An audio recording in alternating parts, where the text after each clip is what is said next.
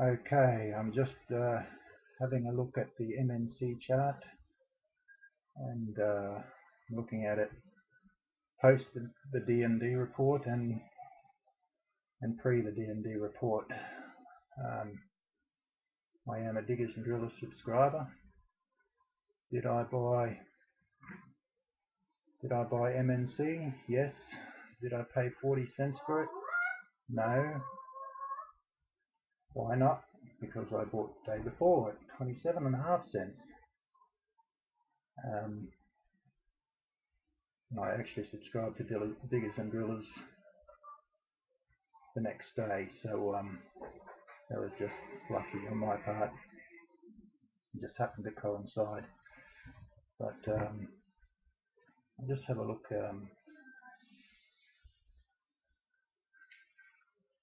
Look at the bigger chart here.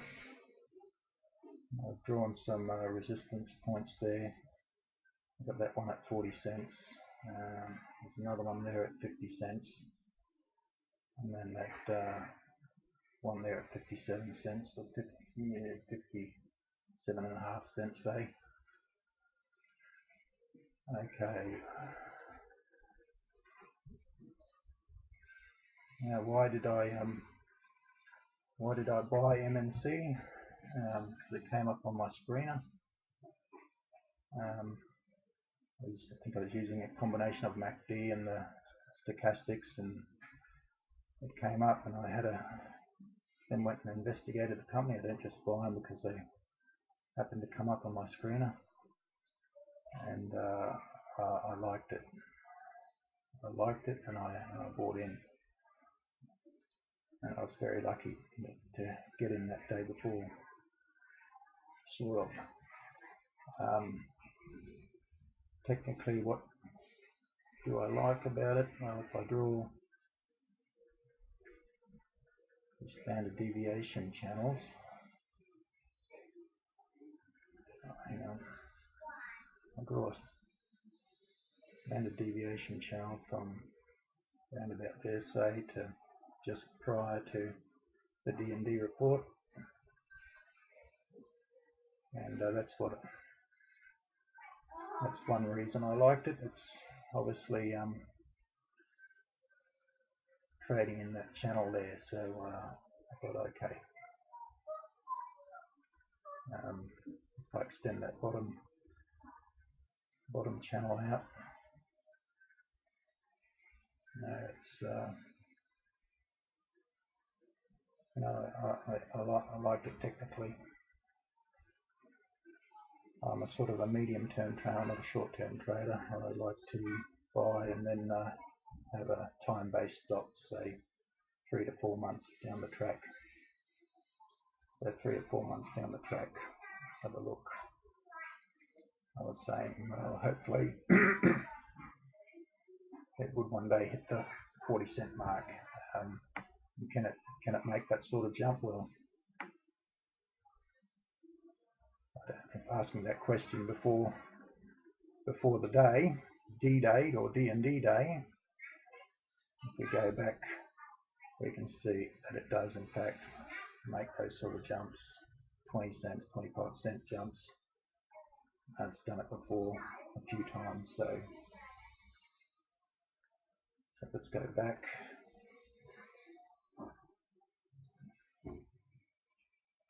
Okay, so I could probably redraw that channel if I wanted to include the new pricing or standard deviation channel, just say if I was really bullish, I might say if I drew it to there, say. Okay, it's really too early to call that channel, but having said that, it did make a bounce off that bottom deviation channel. And a standard deviation channel is it's sort of like a trend channel, except we're plotting this center line is, plotting it sort of in the center, in the mean position, and then drawing a channel on either side. So it has in fact bounced off that bottom one, though. I mean, it does look like it wants to. I'll just switch charts here. No, I'll go back.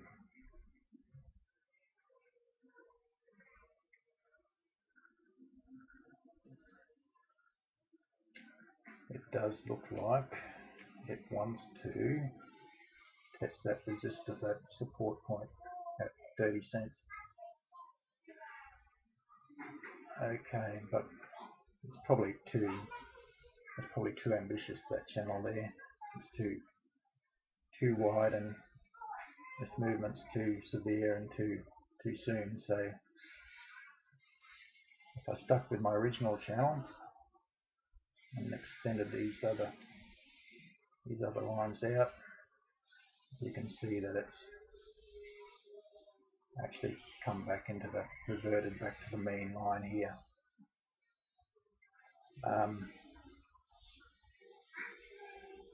Okay, so having a look at that, was 40 cents a good place to be buying? Well, is the company worth 40 cents? I think so. It's because I'm bullish on the stock.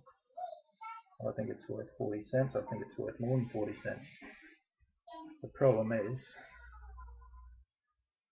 that I think that this action here is all driven by diggers and drillers, DMD subscribers.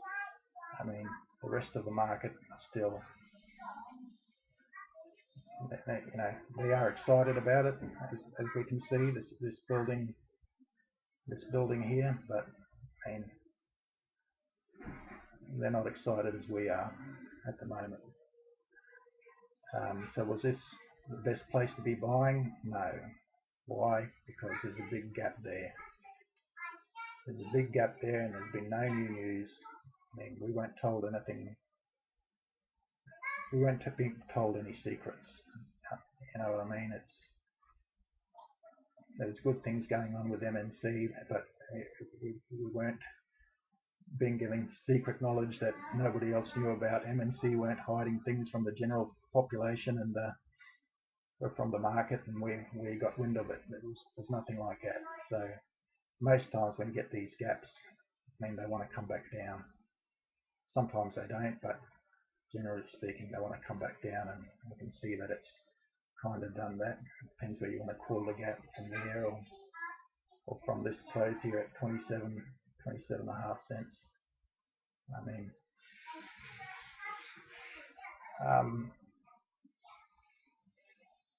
so as I said, it was actually this, there was a lot of DND talk happening after this happened that actually got me looking into the subscription, and I took that trial. I had a look at the trial, and I like the information. Not that I'm going to take any of the positions probably, but it gives a whole heap of other good information, and it's quite educational in a lot of ways. And I certainly wouldn't be taking existing positions, because I've been burnt that way before. Maybe if I was going to take any positions that they recommended, it'd be new ones, but not ones where they're looking at things getting around that time, you know, where they're making 80% to 100% profit. It's getting time to where they're wanting to, you know, take profits. And but anyway, but it just amazes me how, and it's had another recommendation where the price is gapped as well, like that. It's just on that recommendation and on those subscribers, on us guys, and it just amazes me how it does that, that people are willing to pay a premium to market, because that's what you're doing when you're buying these positions. When you're buying that, when the price is opening up there, you are paying a premium to market. And you know, from my point of view, I pay a premium for the subscription, but I don't want to be paying a premium to market per recommendation necessarily. I mean,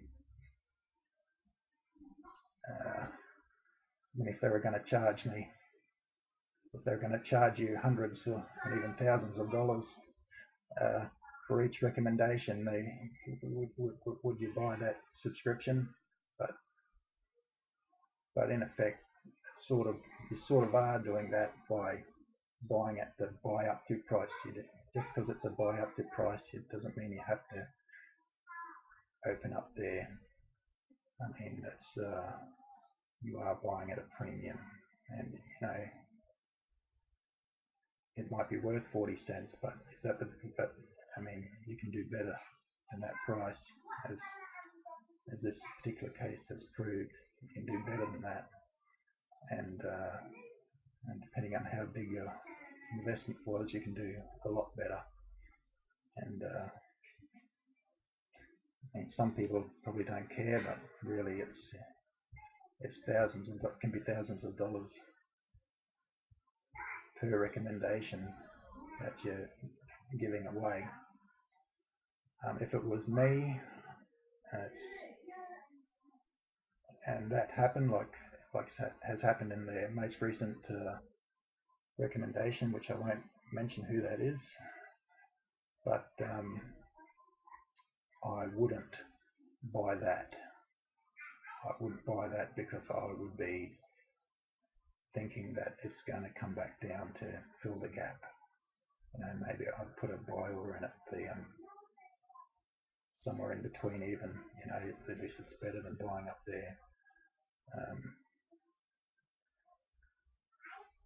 But that's just me, and I would prefer. I mean, maybe it won't go back down. Maybe the market will catch up and catch the fire, and it starts rocketing up. But honestly, I would prefer to pay.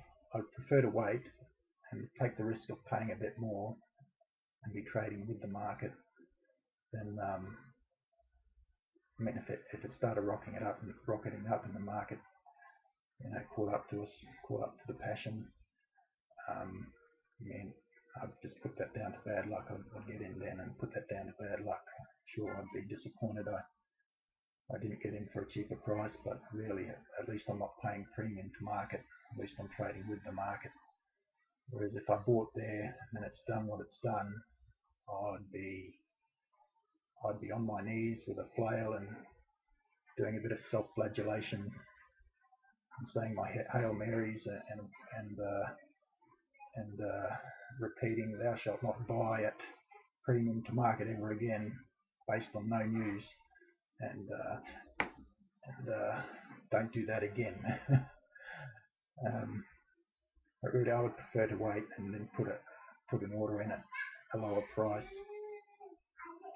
And I noticed in the latest update, the editor there was chiding us a little bit for doing this, especially in the light of we've just recently had a losing position, and people are just they've probably paid at a premium like this. I don't know. I haven't gone back and checked. But then not only have they paid extra for it, but then it's lost money as well, and their losses are exacerbated. And you could tell that the editor sort of really felt for them, but there's people who've just paid too much and spent way too much, proportionally, just in the one stock. Everyone's got to take responsibility for their own actions, so I suppose. But would you rather? I would rather buy it 30 cents, and then when it went up to, say, 60 cents, or where it was, if it goes to 60 cents, then you're sitting on a 100% profit. Well, if you bought at 40 cents and it went to 60 cents, you're sitting on a 50% profit. So, just from, because you paid a premium up there. So I bought at 27 cents, 27.5 cents, and yeah, it's gone right up, and yeah, I had a hard on just like everyone else did for it, but now it's come down here. Am I upset? Not really, because see, it's trading around where I expected it to be trading at that point, and I'm still in profit. I'm not trying to brag or anything, but that's just the way it is. But these guys,